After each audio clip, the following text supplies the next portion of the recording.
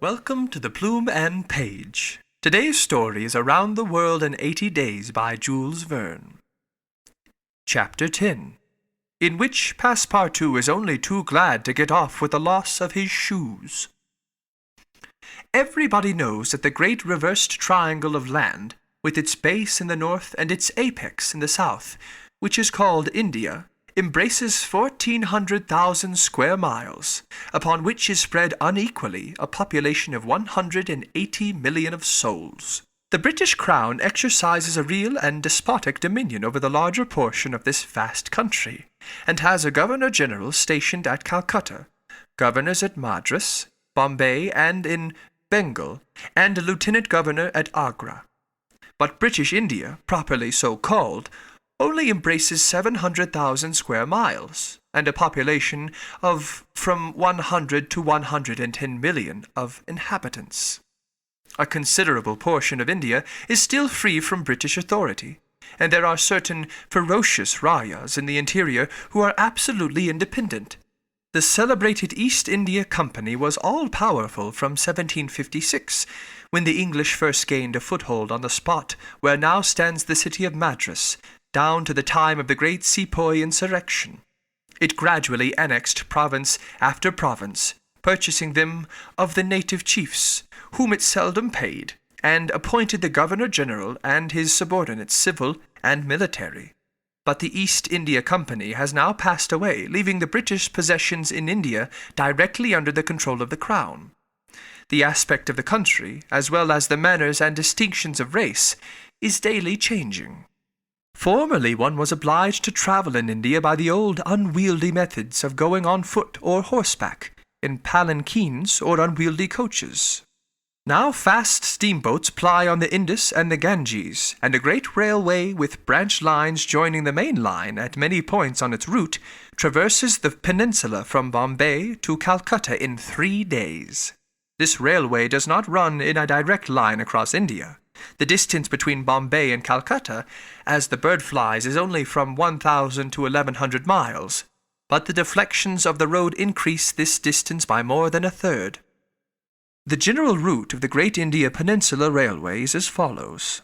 Leaving Bombay, it passes through Salsette, crossing to the continent opposite Tana, goes over the chain of the Western Ghats, runs thence northeast as far as Burhampur, skirts the nearly independent territory of Bundelkund, ascends to Allahabad, turns towards the east, meeting the Ganges at Benares, then departs from the river a little, and, descending southeastward by Burdwan and the French town of Chandanagur, ends at Calcutta.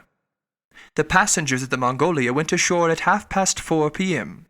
At exactly 8 the train would start for Calcutta. Mr. Fogg, after bidding good-bye to his whist partners, left the steamer, gave his servant several errands to do, urged it upon him to be at the station promptly at 8, and, with his regular step, which beat to the second, like an astronomical clock, directed his steps to the passport office. As for the wonders of Bombay, its famous city hall, its splendid library, its forts and docks, its bazaars, mosques, synagogues, its Armenian churches, and the noble pagoda on Malabar Hill, with its 2 polygonal towers, he cared not a straw to see them. He would not deign to examine even the masterpieces of Elephante, or the mysterious Hypogea, concealed southeast from the docks, or those fine remains of Buddhist architecture, the Canarian grottos of the island of Salsette. Having transacted his business at the passport office, Phileas Fogg repaired quietly to the railway station, where he ordered dinner. Among the dishes served up to him, the landlord especially recommended a certain giblet of native rabbit, on which he prided himself.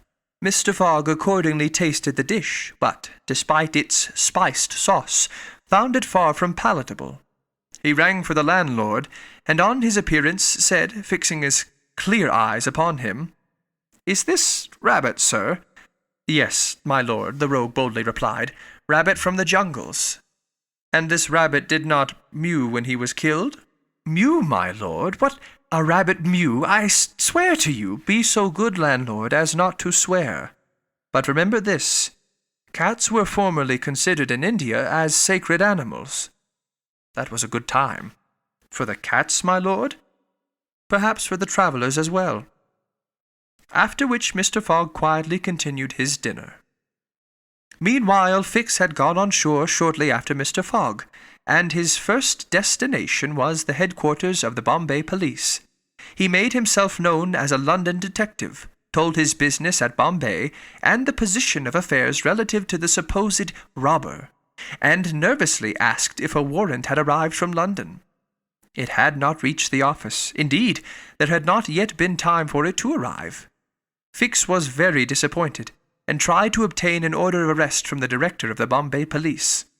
But the director refused, as the matter concerned the London office, which alone could legally deliver the warrant. Fix did not insist, and resigned himself to await the arrival of the important document. But he was determined not to lose sight of the mysterious rogue as long as he stayed in Bombay. He did not doubt for a moment, any more than Passepartout, that Phileas Fogg would remain there, at least until it was time for the warrant to arrive. Passepartout, however, had no sooner heard his master's orders on leaving the Mongolia than he saw at once that they were to leave Bombay as they had done Suez and Paris, and that the journey would be extended at least as far as Calcutta, and perhaps beyond that place.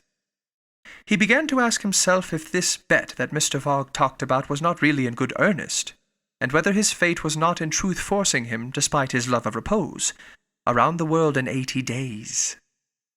Having purchased the usual quota of shirts and shoes, he took a leisurely promenade about the streets, where crowds of people of many nationalities, Europeans, Parisians with pointed caps, Banyas with round turbans, Sinds with square bonnets, Parsees with black mitres, and long-robed Armenians, were collected. It happened to be the day of the Parsee festival. These descendants of the sect of Zoroaster, the most thrifty, civilized, intelligent, and austere of the East Indians, among whom are counted the richest native merchants of Bombay, were celebrating a sort of religious carnival, with processions and shows, in the midst of which Indian dancing girls, clothed in rose-colored gauze, looped up with gold and silver, danced airily, but with perfect modesty, to the sound of viols and the clanging of tambourines. It is needless to say that Passepartout watched these curious ceremonies with staring eyes and gaping mouth, and that his countenance was that of the greenest booby imaginable. Unhappily for his master as well as himself, his curiosity drew him unconsciously farther off than he intended to go. At last, having seen the Parsee carnival wind away in the distance, he was turning his steps towards the station, when he happened to see the splendid pagoda of Malabar Hill, and was seized with an irresistible desire to view its interior.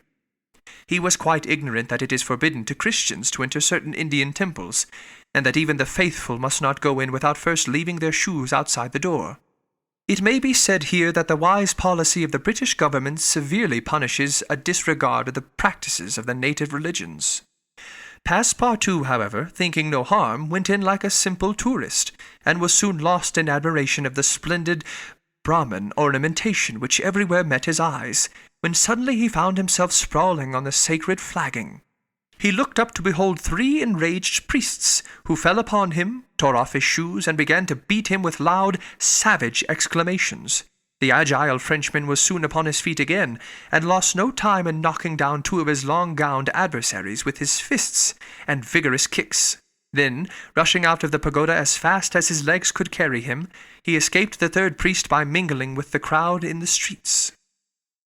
At 5 minutes before 8, Passepartout, hatless, shoeless, and having in the squabble lost his package of shirts and shoes, rushed breathlessly into the station. Fix, who had followed Mr. Fogg to the station, and saw that he was really going to leave Bombay, was there upon the platform. He had resolved to follow the supposed robber to Calcutta, and farther, if necessary. Passepartout did not observe the detective, who stood in an obscure corner, but Fix heard him retail his adventures in a few words to Mr. Fogg. "I hope that this will not happen again," said Phileas Fogg coldly, as he got into the train. Poor Passepartout, quite crestfallen, followed his master without a word. Fix was on the point of entering another carriage, when an idea struck him which induced him to alter his plan. "No, I'll stay," muttered he. "An offence has been committed on Indian soil. I've got my man." Just then the locomotive gave a sharp screech, and the train passed out into the darkness of the night.